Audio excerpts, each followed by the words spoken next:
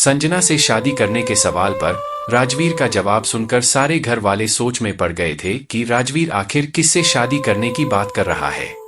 सभी गहरी सोच में ही थे कि तभी संजना की आवाज आई, तुम ये क्या कह रहे हो राजवीर? तुम तो मुझसे प्यार करते हो ना? संजना की बात सुन के राजवीर गुस्से में बोला, तुम्हें मेरा नाम लेने की परमिशन किसने दी? संजना लगभग रोते हुए बोली, लेकिन तुमने खुद मुझसे शादी की बात की थी। राजवीर ने गुस्से में जवाब दिया, ये सब मैंने तुम्हारे बाप के काले कारनामों को सामने लाने के लिए किया था। संजना ने रोते हुए पूछा, लेकिन इसमें मेरी क्या गलती है? तुम मेरे साथ ऐसा क्यों कर रहे हो? राजवीर ने अपने दांत पिसते हुए गुस्से से कहा, तुम्हारी क्या गलती है? तुम्हें क्या लगा था तुम मेरी ड्रिंक स्पॉइल कर दोगी और मुझे पता भी नहीं चलेगा? तुमने ये सब किया क्योंकि मैंने तुमको ऐसा करने दिया। तो अब तुमको अगर मेरे गुस्से से खुद को बचाना है तो यहां से निकल जाओ।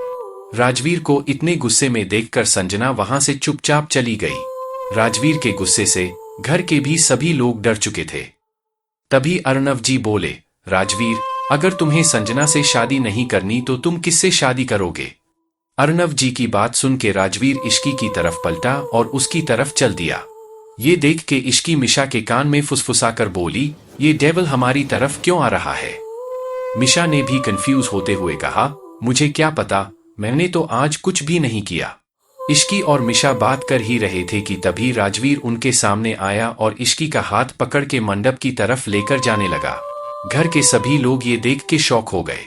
इश्की को भी कुछ समझ नहीं आ रहा था कि ये सब हो क्या रहा है। वो तो राजवीर के गुस्से को देखकर कुछ बोल ही नहीं पा रही थी। तभी दादी जी हिम्मत करके बोली, राजवीर बेटा ये क्या कर रहे हो? राजवीर एक वर्ड में जवाब देते हुए सीरियस टोन में बोला, शादी। राजवीर के इस जवाब को सुनकर सभी घर वाले चुप हो गए क्योंकि राजवीर की बात के पीछे छुपे हुए गुस्से और इरिटेशन को सब समझ गए थे। तभी मिशा अपने मन में बोली, ओ गॉड, मेरी प्यारी दोस्त की आज बलि चढ़ने वाली है, मुझे कुछ तो करना चाहिए। तभी मिशा अपने मन में बोली, ओ गॉड, मेरी प्यारी दोस्त की आज बलि चढ़ने वाली है, मुझे कुछ तो करना चाहिए। मिशा राजवीर को रोकने के लिए कुछ कहने ही वाली थी कि तभी दादी ने उसका हाथ पकड़कर ना में सिर हिला दिया। मिशा चुपचाप खड़ी हो गई और राजवीर इश्की को लेकर मंडप में बैठ गया।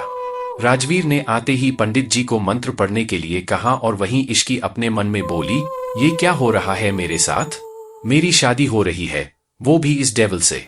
नहीं नहीं, ऐसा नहीं हो सकता, मैं जरूर कोई सपना देख रही हूँ। इश्की ये सब सोचते हुए मिशा की तरफ देखने लगी, जैसे वो कह रही हो कि बचा ले मुझे। लेकिन मिशा ने भी उसकी शक्ल देखकर बेचारों जैसी शक्ल बना ली। ये देख इश्की समझ चुकी थी कि अब कोई इस शादी को नहीं रोक सकता। तभी इश्की हिम्मत करके राजवीर से बोली, ये आप क्या कर रहे हैं मिस्टर सिंघानिया? मुझे आपसे शादी नहीं करनी। इश्की की ये बात सुनकर राजवीर ने उसे गुस्से से घूर के देखा, जिससे इश्की डर के चुप हो गई और उसने अपनी गर्दन नीचे कर ली। तभी पंडित जी ने दोनों को फेरों के लिए खड़े होने को कहा। ये सुनते ही राजवीर तुरंत खड़ा हो गया, लेकिन इश्की अपनी जगह से उठी ही नहीं। ये देख राजवीर ने उसका हाथ पकड़कर उसे खड़ा किया और फेरे लेना शुरू कर दिया। इश्की भी धीरे धीरे अपने कदम बढ़ाते हुए राजवीर के साथ फेरे लेने लगी। 7 फेरे खत्म होने के बाद दोनों वापस से अपनी जगह पर बैठ गए। फेरे पूरे होते ही पंडित जी ने राजवीर को मंगलसूत्र पहनाने को कहा, तो कोमल जी ने आकर राजवीर के हाथों में मंगलसूत्र दे दिया और राजवीर ने वो इश्की को पहना दिया। फिर थोड़ी ही देर में उसने इश्की की मांग में सिंदूर भी भर दिया। फेरे पूरे होते ही पंडित जी ने राजवीर को मंगलसूत्र पहनाने को कहा, तो कोमल जी ने आकर राजवीर के हाथों में मंगलसूत्र दे दिया और राजवीर ने वो इश्की को पहना दिया। फिर थोड़ी ही देर में उसने इश्की की मांग में सिंदूर भी भर दिया। राजवीर के इश्की की मांग में सिंदूर भरते ही पंडित जी बोले, शादी संपन्न हुई, आज से आप लोग पति पत्नी हैं। अब आप दोनों बड़ों का आशीर्वाद ले लीजिए। ये सुनकर इश्की होश में आई और फिर खुद से ही बुदबुदाते हुए बोली, ये मेरे साथ क्या हो गया? मेरी शादी हो गई, वो भी इस डेविल से। मैं कैसे रहूंगी इनके साथ? इश्की ये सब सोच ही रही थी कि तभी राजवीर उसे लेकर दादी के पास गया और उनसे आशीर्वाद लेने लगा। दादी से आशीर्वाद लेने के बाद राजवीर और किसी के पास आशीर्वाद लेने नहीं गया। तो ये देखकर अर्णव जी और कोमल जी को काफी बुरा लगा, लेकिन उनको पहले से ही पता था कि राजवीर ऐसा ही करेगा। लेकिन तभी अर्णव जी राजवीर को टोकते हुए बोले, राजवीर तुमने इश्की से शादी तो कर ली, ठीक है, लेकिन जिस वजह से की है उसके लिए ये शादी वैध नहीं है। इश्की की उम्र अभी 19 है और लड़कियों की शादी की लीगल एज अब 21 हो गई है। कोर्ट इस शादी को एक्सेप्ट नहीं करेगा और तुम्हारी शादी भी रजिस्टर नहीं हो पाएगी। अर्णव जी की बात सुनकर राजवीर सीरियस टोन में बोला, आप इस बात की चिंता मत कीजिए, मैंने वसीयत में अपनी शादी की एज 30 से 32 करवा दी है। इसका मतलब इश्की के 21 होने तक का टाइम है हमारे पास। जब इश्की 21 की होगी शादी तब रजिस्टर हो जाएगी। राजवीर ये बात बोलकर सीधे अपने रूम में चला गया और नीचे खड़े सभी लोग उसे जाते हुए देखते रहे। तभी कोमल जी इश्की के पास आकर उसे प्यार से आशीर्वाद देते हुए बोली, बेटा अब इस पवित्र बंधन में बंधी हो तो इसे पूरे दिल से निभाना। तभी मिशा भी इश्की के पास आकर बोली, पवित्र बंधन में या जबरदस्ती के बंधन में? आप सबने भाई को रोका क्यों नहीं? इस पर दादी मिशा को समझाते हुए बोली, मिशा शांत हो जाओ, अब जो होना था वो हो गया है। फिर उन्होंने इश्की से कहा, इश्की बेटा, राजवीर का तुमने अभी तक सिर्फ गुस्सा ही देखा है, लेकिन मेरा यकीन मानो उसके पास बहुत सुंदर दिल भी है जो बहुत साफ है। इस पर इश्की ने कुछ नहीं कहा और वो चुपचाप सबकी बातें सुनती रही। तभी अचानक से मिशा इश्की का हाथ पकड़कर अपने रूम में लेकर चली गई। रूम के अंदर जाते ही इश्की रुआसी आवाज में मिशा से बोली, पता है मैं मंडप पर उस दिन को कोस रही थी जब मैं तुझसे मिली। मिशा इश्की की बात सुनकर हैरान होते हुए बोली, अब इसमें मेरी क्या गलती है? इश्की ने कहा, गलती तो मेरी भी नहीं थी ना मिशा।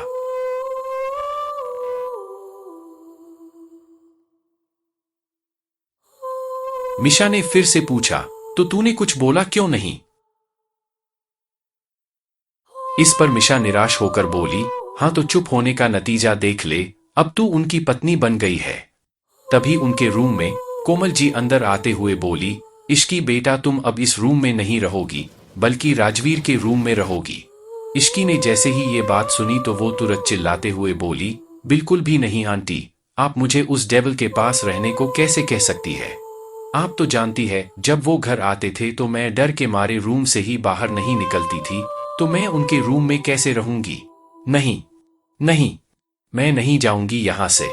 तो मिशा भी उसका साथ देते हुए बोली, हाँ माँ ये कैसे रहेगी भाई के साथ?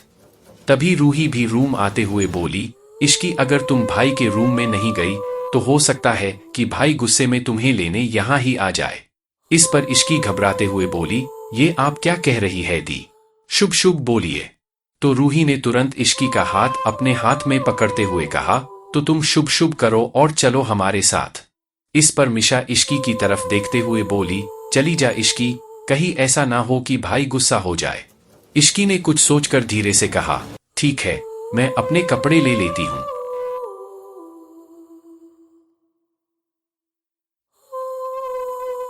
इश्की ने अपनी नाइट ड्रेस ली और कोमल जी के साथ राजवीर के रूम की तरफ चली गई। क्या होगा जब इश्की जाएगी राजवीर के कमरे में? क्या होगा अंजाम इश्की और राजवीर की इस शादी का? क्या इश्की रह पाएगी राजवीर के साथ एक कमरे में?